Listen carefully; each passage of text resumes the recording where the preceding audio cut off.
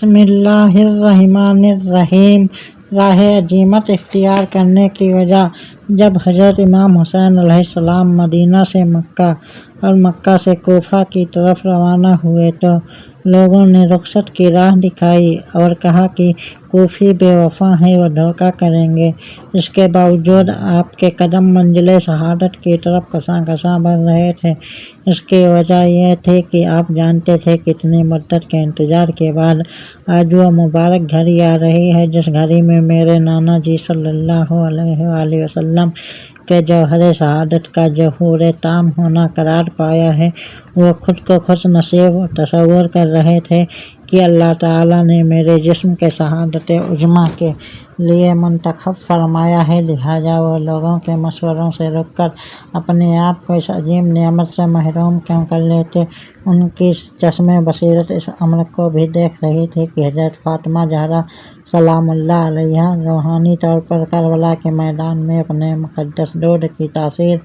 دیکھنے کے لیے منتظر ہوں گی کہ جسے میں نے اپنے پاک دودھ سے پالا ہے وہ آج امتحان میں کس طرح سرخ رو ہوتا ہے۔ حضرت علی علیہ السلام بھی اپنے مقدس خون کو رنگ دیکھنے کے لیے بےتاب ہوں گے، اور خود نبی اکرم صلی اللہ علیہ وآلہ وسلم جنہوں نے حضرت امام حسین علیہ السلام کو کندھے پر سواری کرائی تھی اور سجدے کے دوران حسین علیہ السلام کے پشت پر بیٹھ جانے کی صورت میں ان کے خود اتر جانے تک سر نہیں اٹھاتے تھے، وہ بھی اس بات کے منتظر ہو گئے کہ آج میرا بیٹا میرے جوہر شہادت کا ظہور تام کس طرح بنتا ہے اور میری سیرت کی کتاب میں شہادت کا باب کس طرح رقم کرتا ہے۔ میرے کندھوں پر سواری کرنے والا حسین علیہ السلام میرے دین کی آبیاری کس طرح کرتا ہے۔ چنانچہ سیدنا امام حسین علیہ السلام جب میدان کربلا پہنچے تو آپ نے ساتھیوں کو بارہا کہا کہ شہادت میرا مقدر ہو چکی ہے، مجھ کو تو شہید ہونا ہے، لیکن میں تم پر شہادت ٹھوسنا نہیں چاہتا۔ تم میں سے جس کسی نے جانا ہے رات کے اندھیرے میں چلا جائے، مجھے کوئی اعتراض نہیں ہوگا، چونکہ آپ کو معلوم تھا کہ میری شہادت جوہر نبوی صلی اللہ علیہ وآلہ وسلم کے ظہور تام کے لیے مقدر کر دی گئی ہے، اس لیے اپنی جان دینے سے خود کو بچانے کی کوئی کوشش نہ کی۔ وہ کسی بھی لمحے زندگی میں بارگاہ خداوندی میں اس انجام سے بچنے کی دعا کرتے نظر نہیں آتے۔ اگر آپ دعا کرتے تو ممکن تھا کہ کربلا میں پاسا پلٹ جاتا اور اہل بیت کے ایک ایک فرد کے شہید ہونے کے بجائے یزیدی لشکر تہس نہس ہو جاتا۔ دعا سے حالات تو بدل جاتے، لیکن اس طرح جوہر شہادت نبوی صلی اللہ علیہ وآلہ وسلم کا